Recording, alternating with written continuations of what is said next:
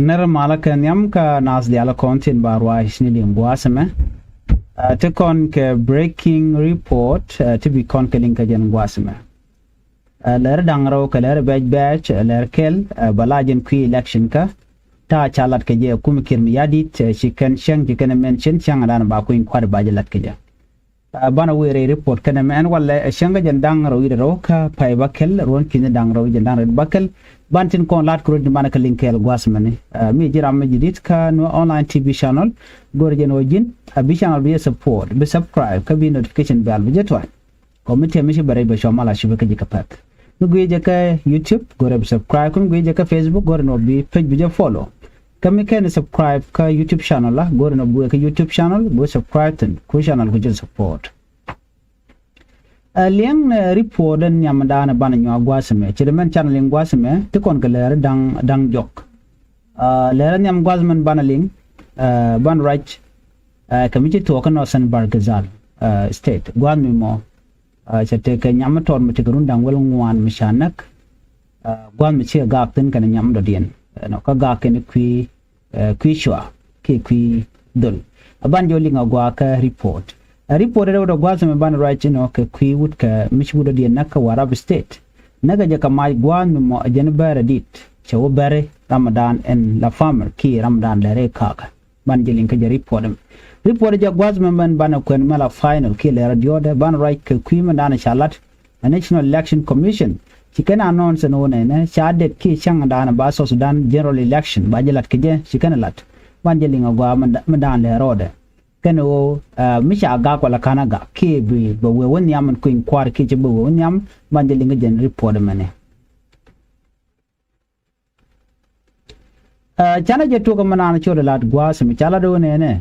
ate ka police ne last ke investigation ka kuin yam tot mate ko run dang wel wan karodian mishiliu rai wik en chalka awil is dor jane police nitin kon taken osan bargazal state police jane kana wate ka investigation ko korgami ke nyam tot mitigrun dangwel wan korodian chajenak godda na ga tin na ka je ka will is county wa ka tuk tiang chika gn chicken wo pwa ke chika weji nyen godda na accident we toktin wan godda mo che te ka nyam do dien mishiben no wa bende shwe nyam mo shwe je yet che yet ko ngom yet che yet ka je wa yin medit what the dan and chicken go jumped mi cha nya ma cha kana sha je nang what the dan de nang tin lu cha nang hospital de jo je no shi nya ma shi yede she wajen ke yede dan sha yede men ter kana gwaz me ka chala da wa chika te argument ka kwishwa ke ka kwidol metot young man mi ter kana kan dangro de wajen o kan dol mo no kana ka dol gore kan gwa dangro gwad mo shi nya mo shi nyalam shi nya mo che junga de no garame gore nyam do dien ka kan diala wa karich ke kane to ngorun ken kuika ti gwar nyala mo che gore no ba nyam ba ja tak ba jama ka tuk tiang me nyam che dien dorien we to yir be nyam che chu yet yen gwad danen wuri ko tokten a shi ka te kargu menator miteka ka and then when mo che we ko baran ba yet ti ran che yado cha yo kep ka cha nyam cha nang dulwal ti nyam yede chu dien so many to gene wasame ka ta danan shi ga cikin ga je kashe ke ci nyam ci yede wotet nen yala da wone ne taken it in kontla dis gan ko de kan ga de ken kenget wa gwar nyeta wa mi cha ngi de gwa para ni ken kishi manakin de kan lana je la ka right cikin dia goro bi ko nyi ke bi ko dinu nak ta jig bon wone ne shi gwar nyeta cikin dia wi yer ka tok tiang ko jen gwa dan la ka den ya mo kerikten amma shirkana me chala dun wo ring mi to ka tekene dia la kon la dis gan ano de yen gwar nye de yen ken nye ja kan kana wera mi cha boyfriend ki gur cha ja kana nyam do den paleja kam ngon kam du no kan nyam tor me kan je gur no be palpin ko ken kari chi jene cha dol ka nyam ba jene cha dol nyam yu jen jaran chu pere ka yet jen ta dana chi to gono yen den gan wa gan nye ja ke ko gan mi cha nye ja gwa wa che de jen ba bare ko mo ba je lawlat jen tam na tin lat investigation ba tung na tuk de no to ge de ka ba be chu ba men point and do la dan te ke men te ka nya ke men te ka gwa dang ro to gore ba ti mi te ga men je ki ngu me kana je gore je no be kere ko chala do na gwa san ba kan do chi te ka tam do den mi shang ko ken la gak ka ro den pin ka gwa ro wan bi nyam gor ci nyam je ngaj bi nyam gor ka ci nyam do dina ngaj cenga dan siwri no ngaji ne bi rek beto nyanta dan ci to gono ka kuje mo en liya nyam me e to ko ci gwadang ro ci kan do lo mo ci kenete nyanta dan le ro dio je na me en dan family tin kon lat ko dien ka ku gwaran kon ku ken ku dol tin kon gor ka gwar ko ci dol ci kan chunga kel raro da gak pin yo ci gwar ka ro no ngaj buena ko bigi nyi ankor bangai kon di ala lawa to ga lang la tara lawa to ga la liya ke bayo mi ko bot ci nyame don ci gwinje no dar nyam me daje nak ci gwinje amo je bot den ci duwar ci jojo no mi chana dul wala chawa non sine je ke ci lar barar no ci nyam ci liw ka jini de ran ci ayeda nyam ta me jatin cha yen dun ngor lat investigation wa ba investigation ba kon lat ba ko nan niam na me jere ga dan ci tuok me de kon ngat family na me gwa no de yen ngat yen gwa da dan titin na to ko dor jana to ko dor wore kali ngi je ngor je da la listen kan ideal na me mi je ke shi mo go kan ideal content te ka gwar nyet ke te ka dol ti gan ka dab cha gu je no na me wa me la re ka parenting ko kan gat kan ke ngi ko do dan de kan rek mi chi tuok de kan sol pa je ke mi te kan ka rol kam ni ken do dan de kan ka chunga je wa kan ke ngi na mo wa bel ka ngane bel ka diet gan wa ga chi kan dia wo jalwi char ye ga de ngene dorien en we jin mite mi to kon solve ne je karaj bu ben kane ba ju bu ka char wa gori je no biaro ga gat ko chiri ga mo se nyo to nyo wana ka another sad story ke breaking news nyok ari ga me to dor shal ka mo twitch county ka warab state dor jani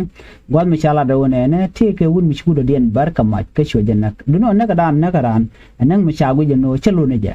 wajine accident ban je kule linga gwano toge diki ngum chala da police ni rai wajin binimi chala da wona ne ci police ci gana confirm gwa an wona ne won mi te garuni jandang biyu da bakal wajin ne won mi dit no na wajin te liu ko kormu chaja bar gwan mi te re ka ka de wa wut kele mo jen ce jien te ka te re ka ka bane ngwa da mone wa te ka dit cham ga kade rai wajin binimi choro yi muy kamaj en gwado mo chiro muy kamajo che dit en kone chama kade ano chega pin nan pin dit che do che udien che udo mo che jo ber ku je no udo mo tere kaka ya udo mo cha na ka der ka nan mi shikana mona mi che polini beno cha udo me cha je ka ya ngaje no udo me jen point de dio je no chelo ne je na kara do no dit chi u kul udo die non ya udo mo cha yu na ka der ka do budan ji to udo men tam cha yen ja gwada dan la na yan ga tin rewi kin mi ko ba investigation ba je lat te ga me bel kai ka ne kon la me je duai ke la di la ka duai ka mai ko la ran duai ne je re ro ba ka che ba char ko dong da ran da ram mam pin bel mu kere wa man gwalung o cha nga je no nga men na ran ko makan mi chao ber adin dong cha de nga ba do che chu ber tek cha yo nga je no je na ran no men ji to gene ne cha we ka ne kon te kare ka jimen ko jin mi yod ma bi kon nga je no tra no gwada mo wala tela ko jimi mai we yod yo brand bi nak cher mi ci to gane wana me le de long mi te ne la ka da wu ke to ni ke kakan ka riak ni ke kakan ka le di ala ka di ala ko ken ka gong wala joje no na rin nak ban wana mona don te ram du ku jimi ci ma ci yod bram be jach bram bo liu don cha bunga te di ala la te ka te titi ka tin wan na me aje nan shoro la che gora ba maj ba je use ka do mi shajen ma ci yo lor ba bi kon ngaje no tel ran gwa mi ka nyo be ngaje no maj bro gam ni al ke be wepi namo jenan ci tuok chawun midit re kaga de chanak garame jenen gangan kada ke ditin kon chamoje kwa jeno de ramade jona chaw captain jare te jen baluk den baluk what do you think we jen ote der wal tele je der kwana jen gwasu me wana national election commission jom ci kana lat ke queen kware no ken kala do no ci ken de ci kana announce ke changa dan ba queen kware balat ke jen ga jo chalat gwasu me national election commission ci kana announce no ne plan ko ba queen kwara ba jalat kane shi kan nan kachanga jandang ro de ro ka pai bakal sor ka pai waro ron kin dang ro jandang ro do bakal queen kwara ben nyok queen kwara ba to kachanga jandang ro wi de ro ka pai waro ron kin dang ro wi jandang ro do bakal la jen ba queen kwara ba to ko jamo chikan announcement me chikan la ne diare wi ka so sudan no bine dial be widien bete shunga chikala da ne tama ba tungno ba na ba kan ke civic education ne kon la ji wichi do badande kan kware kan kwa ngeje ke do badande rande ko de kwa ngeje ke do badande ran vote ke je lat kan ne dial content re wi tin be vote de garo de ale ka ko de kan re de ko kwin kware chatyak bar gwada me te ga misha pot ka ke ke mi cha chi jo jen wo anta lat jen men tam ngode beje lon ko te gane de kan te bon ka register ke te dum wana kan tuk but mission me cha gu no shi to but you can insist no ne kan di al ba ka la ka ke di al bu to kan tam cha budget cha ya la ka la budget chi yo tan chi ben yo tan ngot ke ka dat ka ta ran ka lat ke ja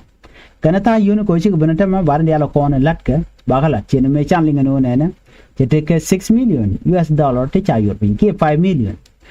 kan 5 million to ke report an jikan la kan ba ka da ka 10 state ala wi dangwel